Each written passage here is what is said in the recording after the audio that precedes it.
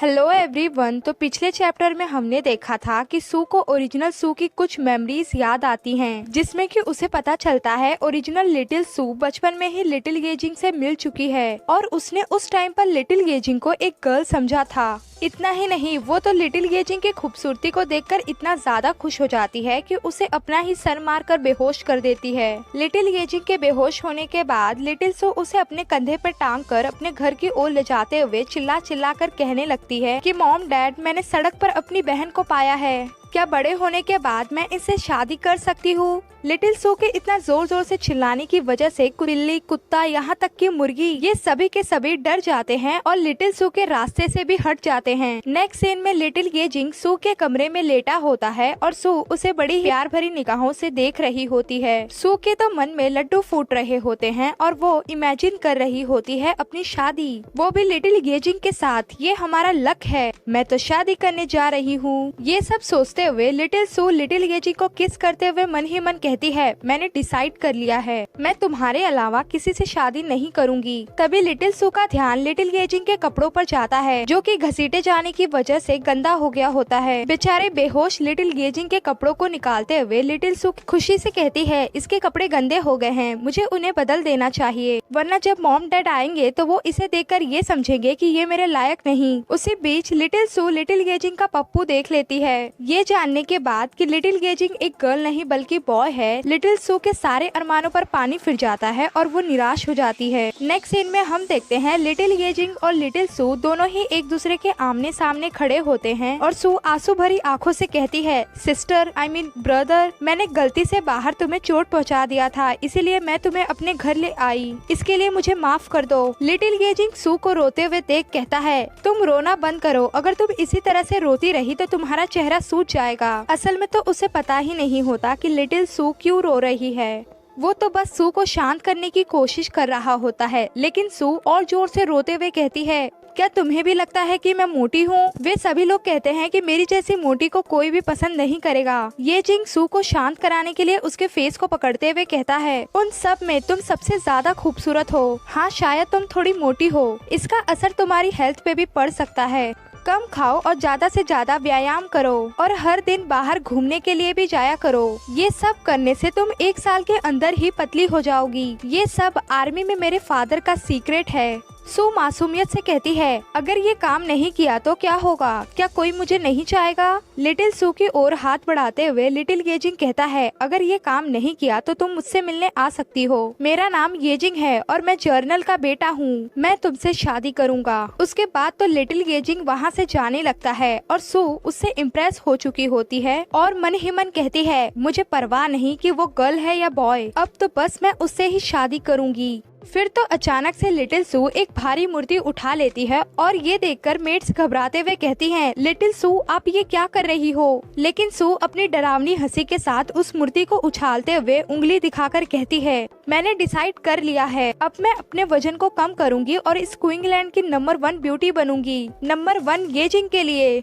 उसके बाद तो लिटिल सू हर दिन मुर्गे से पहले ही उठ जाती और मुर्गे पर ही लेक्चर झाड़ते हुए कहती, टाइम बहुत ही कीमती है, मुझे उसके लायक बनने के लिए कड़ी मेहनत करनी होगी। इतना ही नहीं, वो तो कुत्तों से भी देर से सोती, हर दिन हर टाइप के स्किन प्रोडक्ट्स का यूज करती, यहाँ तक कि वो खरगोश से भी कम खाना खाती और खुद से ही बातें करते हुए कहने लगती कि मुझे ज्यादा से ज्यादा फल और सब्जियाँ खानी चाहिए ताकि ये जिंग मुझसे खुश हो जाए। मुझे मिठाइयों से दूर रहना चाहिए ताकि ये जिंग मुझे पसंद करे। ये जिंग की वाइफ बनने के लिए चावल में से हर दिन 1 चावल का दाना कम। इतना ही नहीं, वो तो बैलों से भी ज्यादा मेहनत करती। खुद को ये समझाते हुए, खेत में बस 100 कदम और ये जिंग के हाथ मेरे हाथों में। इतनी कड़ी मेहनत करने के बाद लिटिल सू आधे साल में ही बहुत ज्यादा पतली और खूबसूरत हो जाती है। खुद को शीशे में देख खुद से ही बातें करते हुए कहती है, मेहनत का फल आखिर मिल ही गया। मैं तो एक्साइटेड हूँ कि जब ये जिंग मुझे देखेगा तो वो पूरी तरह से शॉक हो जाएगा। लेकिन जब फादर जियाओ को मेरे पास लाए तो सब कुछ बदल गया।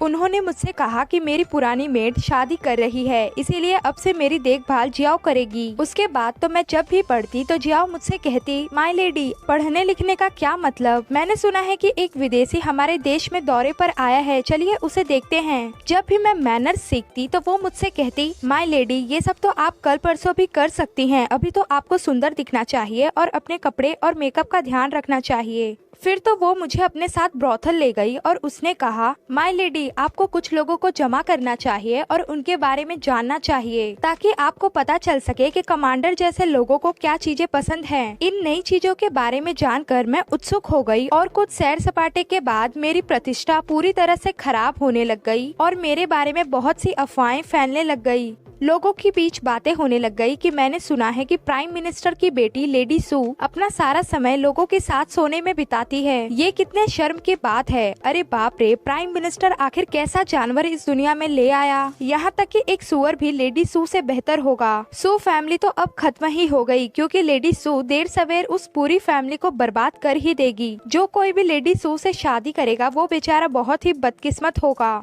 लेकिन सू को इससे कोई फर्क नहीं पड़ता था कि वो लोगों के सामने कैसी दिखती है, क्योंकि उसे पता था कि उससे एक इंसान ने कहा है कि वो उससे शादी करेगा। जियो के अंडर रहते हुए मुझे इस बात का पता नहीं चल पाया कि लोग आखिर क्यों मुझे बेशर्म जैसे अजीब से नामों से बुलाते हैं, लेकिन इससे कोई फर्क नहीं पड़ता। अगर ये जिंग मुझे इससे पसंद करता है, मैं उसके लिए कुछ भी करने को तैयार थी। अंत में ये जिंग के कैपिटल में आने का इंतजार अब खत्म हुआ। उसे देखते ही मैंने अपनी नम आँखों से वो गेंद उसकी ओर फेंकी, लेकिन मैंने उम्मीद नहीं की थी कि उसका पहला शब्द, जो कि मेरे लिए घिनौना होगा। एक झटके के साथ ही सू अपने सेंसेस में आती है और सर को पकड़ते हुए मन ही मन कहती है, क्या ये सब कुछ सू और ये जिंग के बारे में था? ऐसा लगता है कि ओरिजिनल सू बहुत ही गहराई से प्यार करती थी, लेकिन अफसोस मैं वो सू नहीं हूँ। अपने दिमाग से ओरिजिनल सू की मेमोरीज को झटकते हुए सू खुशी से कहती है, इन पुरानी मेमोरीज को भूल जाओ और मुझे इन फीलिंग्स की परवाह नहीं है। जो कुछ भी हुआ उसे भूल जाओ, और वैसे भी मैं एक लड़के के लिए मरने नहीं वाली। मेरे पास इतना दिमाग तो है। क्या एक अच्छा इंसान बनना बेहतर नहीं होगा?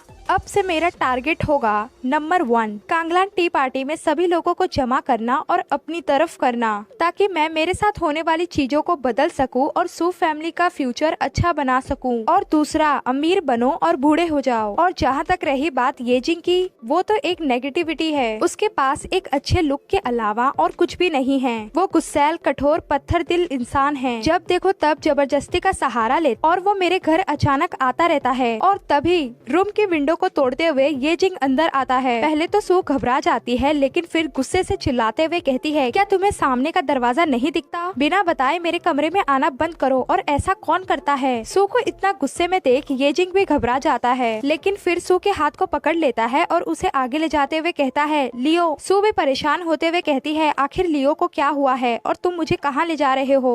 ये जिंग उसी तरह से जल्दबाजी में कहता है, जब लियो को ये पता चला कि तुम बीमार हो तो वो तुम्हारे लिए प्रे करने के लिए मंदिर गया, लेकिन वहाँ उसे प्रिंसेस मुदान ने पकड़ लिया है। आखिर कौन है ये प्रिंसेस मुदान और उसने क्यों ये जिंग के छोटे भाई लियो को किडनैप किया है? और क्या सू सच में ओरिजिनल सू की सारी फीलिंग्स को खत्म कर देगी? और क्या सू अपने टारगेट्स को पूरा कर पाएगी? ये सब हम जानेंगे आगे के चैप्टर्स में। आप लोगों को ये चैप्टर कैसा लगा कमेंट में बताइए। लाइक कीजिए, शेयर कीजिए और प्लीज सब्सक्राइब कर लीजिए।